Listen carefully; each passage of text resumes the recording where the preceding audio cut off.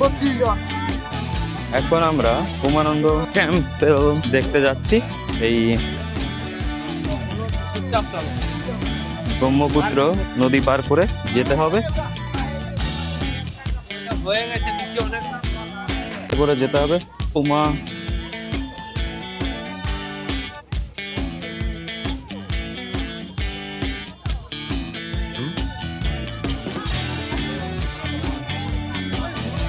বড় একটা line Umananda temple যাওয়ার জন্য।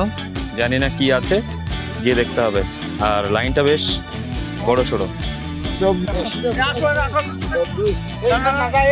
32 জন তো যাব না।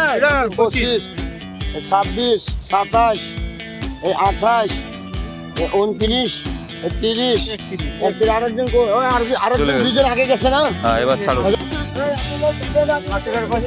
ধরলে আপনাকে নিয়ে যাব। 32 জনের চক্করে আমাদেরকে ছেড়ে দিচ্ছেন। তুই কি ছাদে যাবি? এবার যখন স্পিড দেবে তখন যদি পড়ে যায়।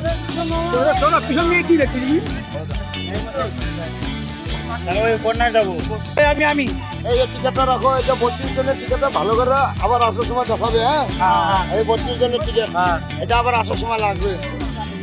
ও এটা আসবে না, আসবে না, এটা লোড হয়ে গেল, এখানে আসবে না। উপরে থাকা যায়, উপরে থাকা যায়। আয় তো নিচে, তারপর দেখছি। ইনি হচ্ছেন দালাল।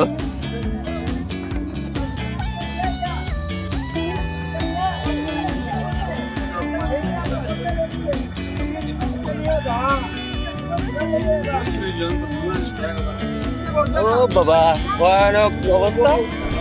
এই যে কোথায় পড়লাম। হ্যাঁ, ঠিক আছে। দেখুন, আমার বন্ধুর কেরামতি এখন জলের মধ্যে ক্যামেরা পাঠিয়ে দিয়েছে। যাই হোক, আর কার মাথায় কখন ভূত হবে সে নিজেও জানে না। আর ওই হ্যাঁ, ঠিক আছে, সব কিছু বেশ ভালো ভিডিও করছে। বলছি, আমি যা বলেছি সব বলা হয়ে গেছে। তুই যা বলছিস সব। হ্যাঁ, ওইখানে একটা জাহাজ দেখা যাচ্ছে, আর ওটার মধ্যে কি আছে জানি না, কিন্তু যাই হোক, ব্রহ্মপুত্র নদীর উপর দিয়ে আমরা যাচ্ছি।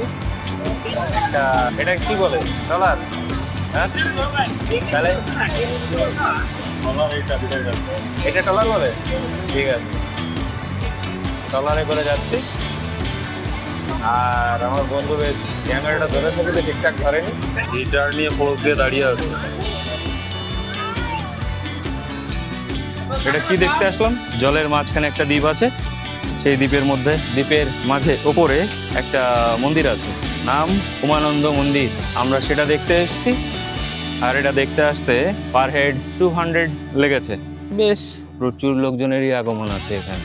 এদিকে ব্রহ্মপুত্র নদী, এখানে পাথরের গায়ে খোদাই করে খুব সুন্দরভাবে ভগবান গণেশের মূর্তি বানিয়ে রেখেছে।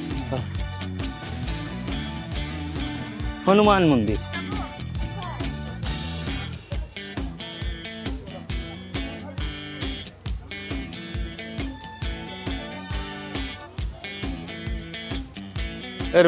লোকজন এই মন্দিরটা দেখতে এসছে।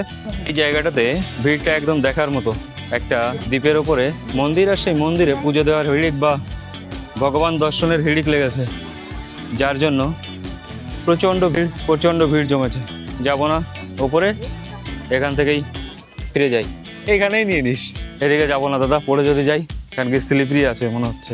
এদিকে এই দ্বীপ থেকে বেশ ভালোই দেখা যাচ্ছে আশেপাশে জঙ্গল, আর কনস্ট্রাকশনের কাজ চলছে, নতুন কনস্ট্রাকশন। উমানন্দ ভগবানের মন্দির এইটা, আর ঠিক এর পাশেই ফুলের ডালাগুলো খুব সুন্দরভাবে সাজিয়ে বসে আছেন। বেশ যা ভিড় মাইরি, আর এই ভিড়ে ভগবানকে দেখতে যেতে পারলাম না, সরি, এবারের মতো। রবিন, লোক এই মন্দিরটা দেখার জন্য কি হারে আসছে দেখুন।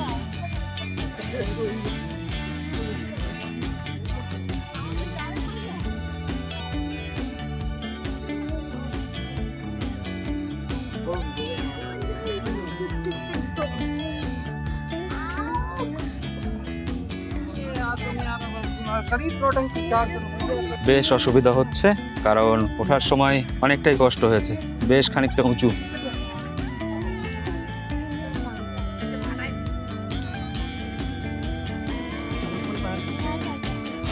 32 জন কই? 32 জন ওই লাইনে।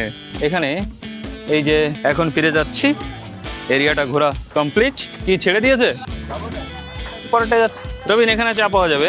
দেখুন, ব্রহ্মপুত্র নদীর মাঝখানে এই মুহূর্তে একদম এখানে টয়লেটের ব্যবস্থা আছে, বেশ ভালো। আর এদিকে জানি না কি আছে, যাই দেখি। এই যে রোপওয়ে চলছে।